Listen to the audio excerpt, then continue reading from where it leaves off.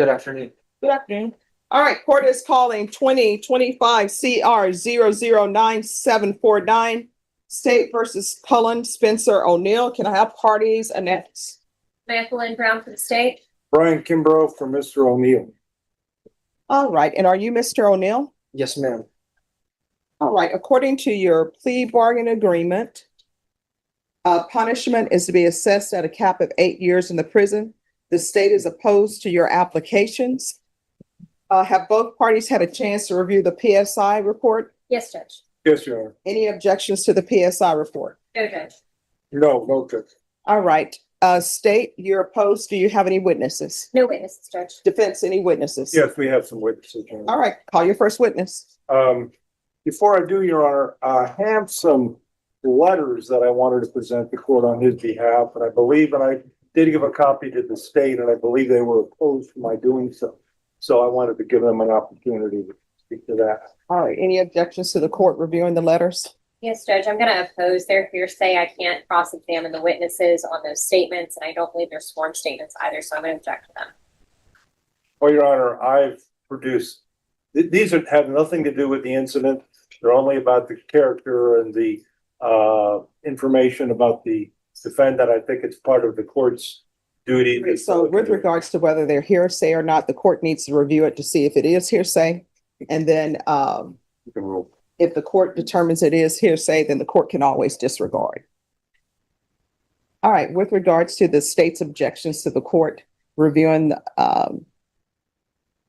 the letters that have been tendered by the defense, the court understands your objections. The court is going to overrule those objections. The court will take these into consideration in sentencing.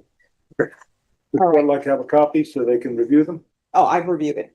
Yes, Okay. I read very fast. Very fast. Thank you. All right, call your first witness. Your Honor, I would first call Tammy O'Neill.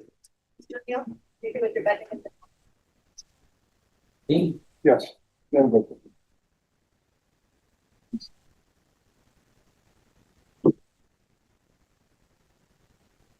All right, can you raise your right hand for me, please? Do you solemnly swear or affirm the testimony you give will be the truth and nothing but the truth, so help you God? Yes, I do. All right, you can lower your hand, state your name for the record. Tammy Hollis O'Neill. All right, counsel, you may proceed. Thank you, Your Honor. And what is your relationship with Cullen? Yes, I'm his mother. And could you tell me a little bit, was Cullen raised in San Antonio? He was raised in San Antonio, born in Japan, but came here shortly after that because his late father was in the military. And how long was his father in the military? 24 years. What branch was he in? Air Force. Are you also in the military? No, sir, I'm not. I work as a civil servant, but not now because I'm furloughed. Because the government Yes, that is correct. shut down. That is correct. But you're the Air Force? I do work for the Department of Defense. That's correct. Air Force or Civil Engineer Center. So Cullen's years, correct? Yes, sir. And 2018. how did that effective and was Cullen living with you at the time? How did this affect him? The death of his father? Hugely. All of the kids, right? My daughter as well, but much harder, right? Because of that in his life. And also that father figure to hold. And how many siblings or other members of the Yes, he has a younger sister who's not. One of the letters was from her. She's full-time in college and couldn't come. And then he has a stepsister as well. And could you describe his upbringing, his childhood? Was it normal? Was it good? Yes, sir. It was good. I would say it was good. He got everything he wanted. You know what I mean? One of those. And I did the best to raise him. With my husband, and then as a single mom after my husband passed away. Did Cullen go to school? He did. He graduated. He's got a diploma. He's got a diploma. He didn't get a GED, right? Yes, he did. Yes, He but did. he did. He struggled a lot in school with ADHD and also so he has struggled with that throughout his life since he's been little, right? Hard to concentrate, anxiety, right?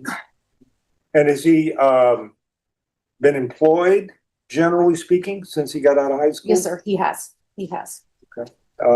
Has he always sought employment? Yes. And to your knowledge, has, Cullen ever been, convicted of anything, any crimes in his No, life? sir. No, sir. This is so outside of his character. And I have never witnessed this type of behavior in him. Okay.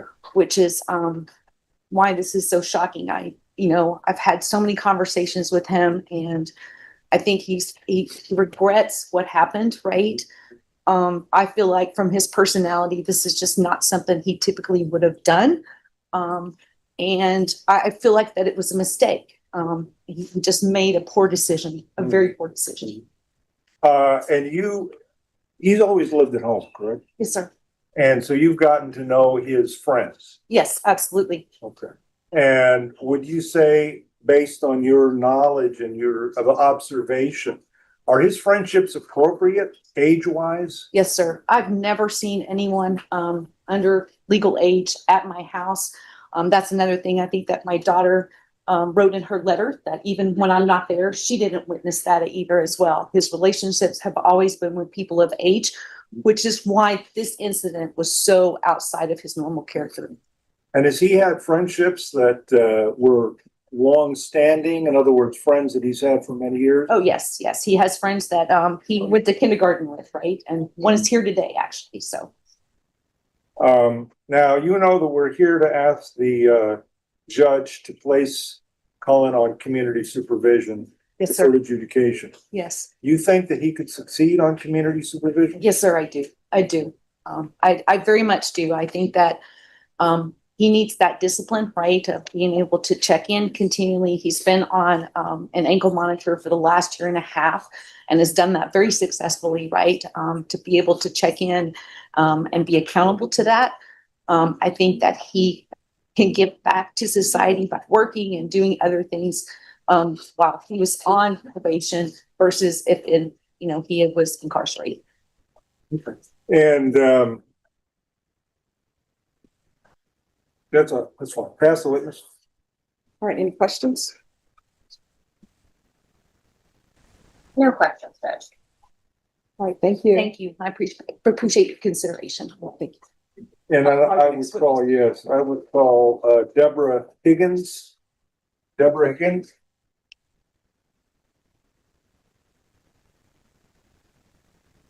All right, can you raise your right hand? Yes, ma'am. Do you solemnly swear or affirm the testimony you give will be the truth and nothing but the truth, so help you God? Yes, ma'am. All right, you can lower your hand if you'll state your name for the record. Deborah Higgins. All right, counsel, you may proceed. Thank you. And Ms. Higgins, you go by DJ, is that correct? Correct. Okay. What's your relationship with Cullen? How long have you known him? I'm a family friend of approximately 14 years. Do you remember how you first met the family? I worked with Cullen's mom. Okay. Was that in the Department of Defense Yes. area? Yes. Are you still working there? No, sir. I retired July 25th this year. And in the course of working with his mother, did you get to know Cullen a little bit? Yes, I would go to their house for holidays and dinners and cookouts and whatnot. What did you observe about Cullen during your period of knowing him? He's a good kid. He was raised well. I watched how him and his sister were raised. They were raised well. They did well. Did you have occasion to see him with other young people? I met one or two of his friends when we were all at the house. They're good kids. And did you ever hear about anything that he might have done other than this incident that raised concerns for you? No. And you also work in pet safety or something? Animal rescue. Yes. Animal rescue. Yes. So you observed what happened today and you Yes. were familiar with it. Yes. So you do not condone bad behavior? Absolutely not. Okay. Right is right and wrong is wrong. You're hardcore on that. Very. Okay. And you know that what Cullen did was wrong. Yes. In spite of that, do you think that he could succeed on community supervision if the judge would give him that? with structure, accountability and discipline and having to stay focused on that thing, yes, I do. I think he would do very well with that. And do you think that would be a better outcome than sending him to prison? I do. Why is that? There's prison structure and there's, I don't know the right legal term, but probation structure. And I think him being employed, being forced to do the right thing every single day in a more open environment would be more beneficial to him to grow as a young man. Pass the witness. Any questions?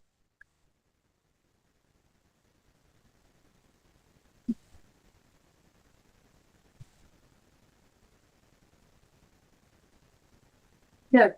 All right, thank you. Thank you. Call your next witness. Yes, I would call Melissa Daly.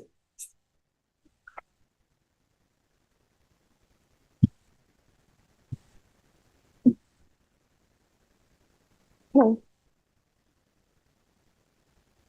All right, if you could raise your right hand for me, please. Do you solemnly swear or affirm the testimony you give will be the truth and nothing but the truth, so help you God?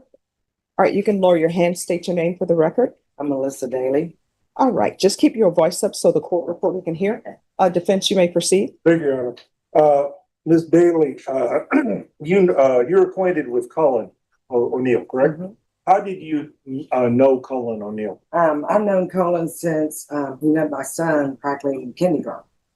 And all of them, all the groups of boys always played in the neighborhood. So I watched basically Colin grow up since kindergarten. Okay. And he's always showed the utmost respect and yes, ma'am. And when I had groceries, he'd be the first to come help me take them out of the car. I have him spend the night several times. And I treat him like a son of mine. So this is totally out of character. What is your son's name? Daniel. Daniel, and he is a friend and grew up with Cullen, correct? Yes, sir. Is Daniel here? Yeah. Daniel, okay. Now, would you, if you had had any issues with Cullen as far as his influence, would you have allowed Daniel to spend time with Cullen? I hadn't had any issues with Colin. Right, So, but if you had. oh, of course I would. But I have not seen, Colin's always presented great character and integrity. And I thought when he was raised with his father hunting and having all the things that every boy would dream to have was a bad dude. And since his dad passed, it was very heartbreaking. But he had a group of friends that supported him. So he wasn't like a loner child. He had lots of friends. And that helped him get through that horrible situation during his prime time in childhood. And do you think that that he would be a good candidate for probation, community supervision? Yes, I do. You think he could succeed on that? I absolutely do think he succeeds. Has high integrity, and this is just outside his character. This incident. Thanks. Pass away. Any questions? No. All right, thank you so much. Call your next witness. I'm going to call Cullen, Your Honor. Cullen O'Neill. Can you raise your right hand? Sir. Do you solemnly swear or affirm the testimony you give will be the truth and nothing but the truth, so help Yes, you God? ma'am. All right, you can lower your hand, state your name for the record. Cullen O'Neill. All right, defense, you may proceed. Thank you. Cullen, you know why we're here? Yes, I do. I made an egregious mistake one night. I had no sympathy for the situation I was in due to being under the influence of drugs and alcohol. And I made an honest young man mistake with my emotions and what I was trying to do. I made a horrible mistake. It's been haunting me. And I mean, I've had to deal with it for a year and a half that I've realized it and sat with it. And people have made fun of me. I've gone through it, but it's something that I know that it's not over because I made a mistake and I'm willing to take that on the chin. You know what I mean? You talk about football and LSU. I'm leaving it all on the field. You know what I mean? With what I'm trying to do to prove that I need a plea, but I made a mistake. Okay. Now, the evening this happened, you had been using drugs, correct? Yes, sir. And you'd been drinking. Yes, sir. So you have an issue with drinking and with drugs. Yes. And you're willing to deal with that. 100% Okay. to get better. To get better. Do you have an attraction to younger women? No, ma'am. I mean, no, sir. I've never once ever in my life. I think it was just the influence I was in, the situation of not sleeping, being tired from work, just and my emotions, my feelings as a young man just overcame me. And I know that's horrible, and I made a mistake for that. Now, you did complete your GED, correct? Yes, sir, I did. Okay. And do you have plans and things that you want to achieve in your life? Yes. So I was a month away from finishing college when this all happened. And I had been held back for a year and a half to even finish college. But what I was doing in college was being a gunsmith. I get with my situation now, I might need to find a different line of work. And what I've been doing as an iron worker and doing stuff outside and building buildings like Chick-fil-A's, Walmart's, and Chase Banks and stuff around the community the best I can. Now, you were employed with an iron, what kind of a company was it? An iron? It was an iron company. It was Hill Country Steel. We do all the main steel around all of San Antonio, Austin, and Dallas. We do every Walmart, every Chick-fil-A, every Chase Bank, every car wash. We provide the steel. Did you start working with them when you were in high school? Yes, right out of high school. One of the letters I gave was from the employer that I've known since right out of high school, and he helped me a lot. And he knew about my situation through house arrest and getting my job back. Now, you're not currently working for him, right? No, I stopped working for him because I wanted to deal with this and didn't want to interrupt their company for my mistakes. Okay. And are you hoping to be able to get work again? Yes, I actually have a job interview on Thursday for another steel company that was smaller that we used to provide steel with. So that's something I'm really looking forward to start doing and working. Tell the judge why you think you could succeed on probation. I did track, football, and baseball all throughout high school. And I work harder than most grown men that I know. And I know I messed up.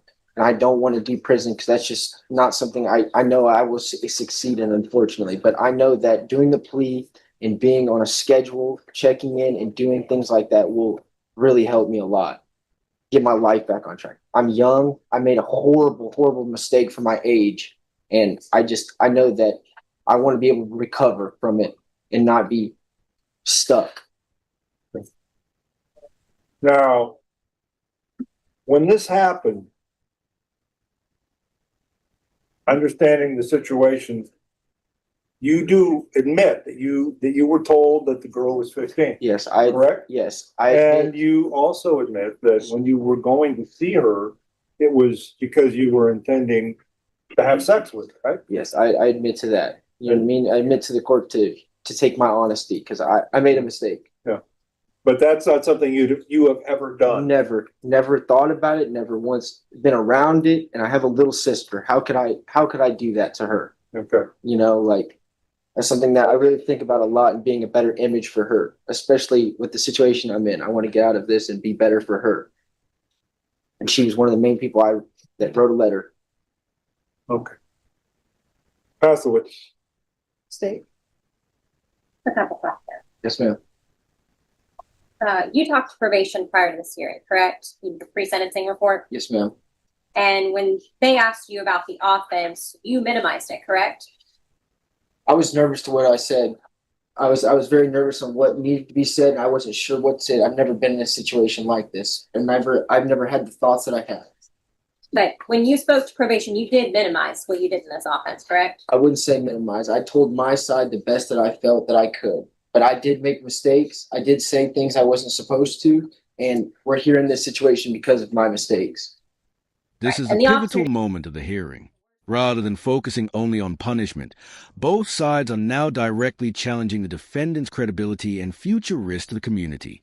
The prosecution argues that even after pleading guilty, the defendant continued to minimize his conduct during the pre-sentence investigation, suggesting that probation would not adequately protect the public. Meanwhile, the defense insists that his youth, supportive family, lack of prior criminal history, and willingness to seek treatment make rehabilitation a better path. This debate reflects one of the most difficult decisions judges face in sentencing, balancing accountability with the possibility of reform. What do you think? Should a defendant's background and potential for rehabilitation outweigh the seriousness of the offense, or should the nature of the crime itself carry the greatest weight? Let's return to the courtroom as the judge explains the reasoning behind the final decision. Probation.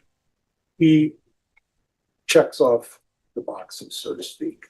He's 22 years old. Okay, and not to interrupt your argument, counsel, but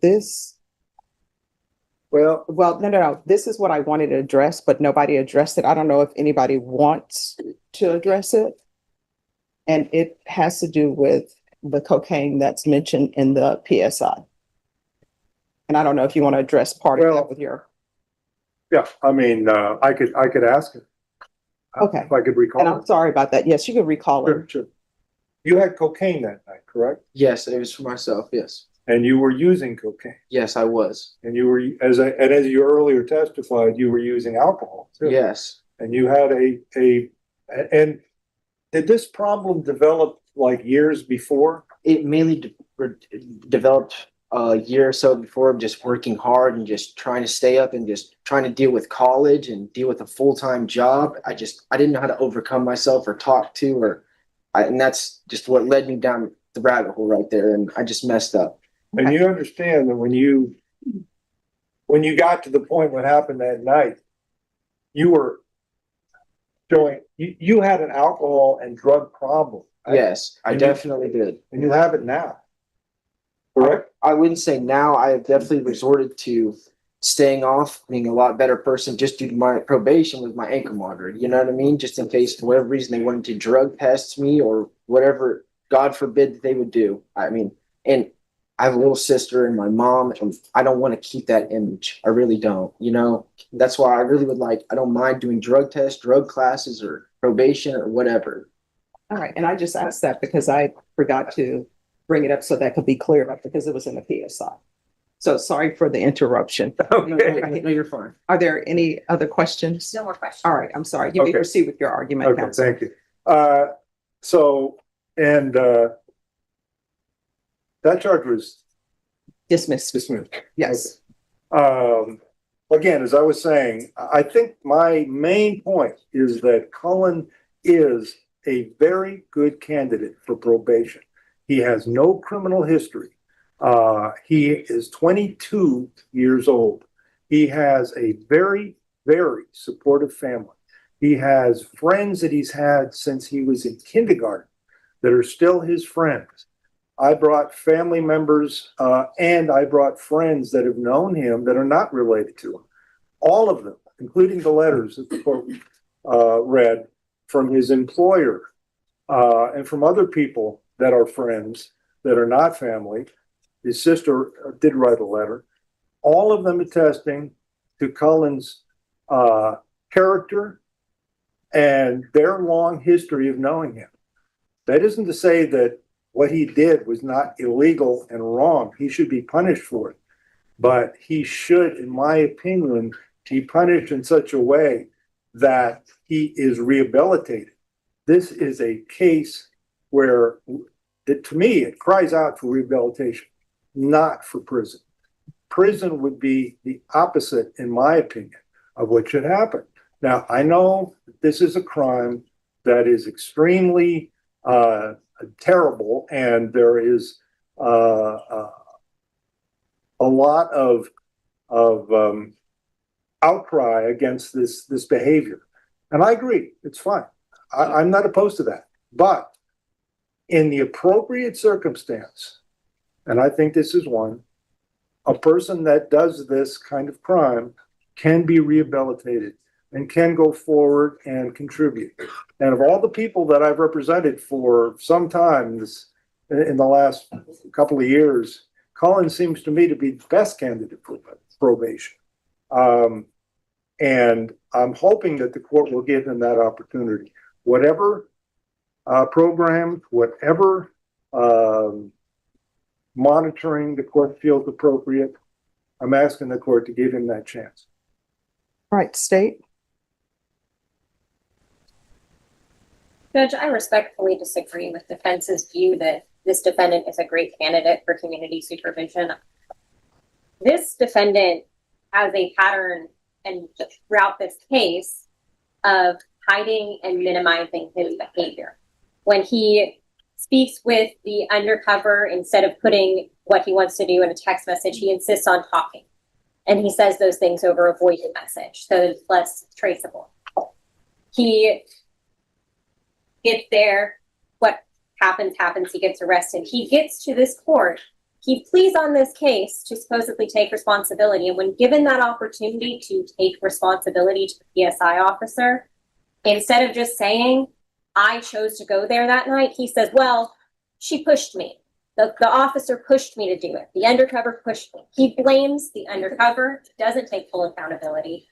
And even today, he says, oh, well, the reason for that is I was scared. If his reaction to being scared, concerned, anxious, or nervous is to lie, to minimize, that is a terrible candidate for probation because he's going to keep doing it on probation.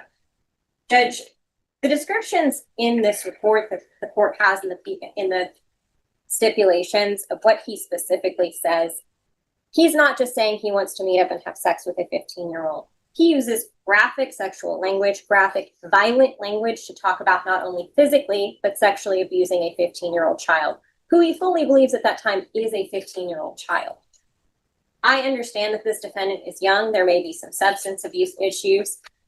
However, Judge, this is not the kind of person who I believe would be safe on our streets. I don't think he's a good candidate for probation, and I would worry about an actual child being harmed if he's let out. So I would respectfully ask the court to deny the applications for community supervision and sentence him under the plea agreement to 8 years. All right. So, Mr. O'Neill, I want you to know that I've heard everything from all of the witnesses. I reviewed the PSI. I've internalized everything. I've read the chat messages that were sent to someone you thought was 15. I messed up. Yeah. I messed up, Judge. All right. Oh, it's okay if he says something. I mean, I'm upset about this. You know what I mean? Like, it's just my life, you know? And I mean, I just want to fix it the best way I can. All right. And I want you to know I'm taking in consideration your age. And I do understand that sometimes people will do things, they're intoxicated, be it through drugs or alcohol. However, in reading the stipulations and in reading the PSI reports, there were so many times that you could have just pulled back. I did not understand. You know what I mean? I really did. If I had a better understanding, I would have been honest, like I have been today. No. I'm not even. Here's the thing. This is what I understand. When probation officers are interviewing you for a PSI report, there are a lot of things going through your head, right? You don't want to say anything that could hurt you. Sometimes defense attorney, I was a defense attorney, and let me just tell you what I would tell my clients. I would tell them, for the love of all that's holy, just say, my attorney told me not to speak about it, right? And then sometimes I would have clients, I'm like, go ahead, tell them. So I will tell you what is in the PSI. I'm not holding that against you because sometimes when people are faced with legal decisions, sometimes they get nervous. Sometimes you have a lot of voices in your head. What would my attorney say? I understand all of that. So I'm not holding that against you that maybe you said something that could be considered you're not taking responsibility. So I want you to know that. Yes, ma'am. What I'm talking about is the offense. And it's like, there's so many points along the way that you could have stopped. Like, not drive over there. Yes. Not go to the hotel. Not go up to the hotel room. I completely agree. And that's something that I've talked to myself and my mom and my family about and my friends about why I even did it. Because in no right state of mind ever have I ever thought that way or been in a situation like that. I crashed out. And I didn't know what sympathy was for the simple like the situation I was in. I really didn't. And I was young, I was sleep deprived, I was off drugs and alcohol, and I really did not mean to make that decision. And that's not who I am as a person. I've never lied to my mom or people about my situation. I've always been honest when they asked, especially how I got my job back. Mm-hmm. I had to sit there in front of a bunch of grown people and explain what happened. Mm-hmm. You know what I mean? And that's something I can't be unhonest about it because look how it looks on a piece of paper. You know, no matter what I said, no matter what I did, what's shown. And I mean, that's what's here today in front of us. Like, and I made a mistake, but I don't believe that I deserve prison because I want to be rehabilitated. I know I can work through what the police says. I know my punishment isn't over. It'll be at least 10 years that I'll have to deal with whatever the plea requires. And I know that. All right, so this is what the court is going to do. The court is going to find you guilty. The court is going to order Chapter 62 compliance. There's a $3,000 fine, time and money to run concurrently. The court will sentence you to 3 years in the prison, give you credit for any time served. Did you review the trial court certification of defendant's rights to appeal with your attorney? Did you understand it and sign it? Because this is a plea bargain agreement, because I followed your plea bargain agreement, and because you waived your right to appeal, you do not have the court's permission to appeal. Because this is a felony conviction, you're not allowed to own or possess any weapons or ammunition. If you have a question over that, what that is, you'll need to speak to an attorney. Do you understand? So 3 years? Yes. But like, Well, I have. I'm sorry. You talk to him? Well, Yes, Sharon, but I have another thing I'd like to raise. yes. This is not a 3G off. No, So I will. I didn't- Did the court retain jurisdiction?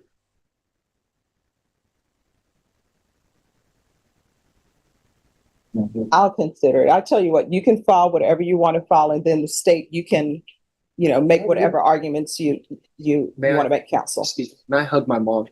No, you'll have to talk to the deputies. They're in charge of security.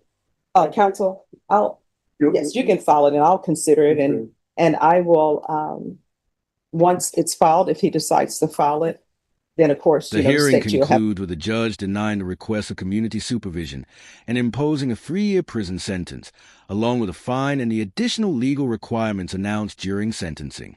Throughout the proceeding, the court acknowledged the defendant's age, supportive family, and expressions of remorse. However, the judge ultimately determined that the circumstances surrounding the offense and the multiple opportunities to walk away before it occurred outweighed the arguments of probation. The case serves as a reminder that sentencing decisions often involve weighing personal history against the seriousness of the conduct itself, with public safety and accountability remaining central considerations. While both sides presented compelling arguments, the court concluded that imprisonment was the appropriate outcome under the plea agreement.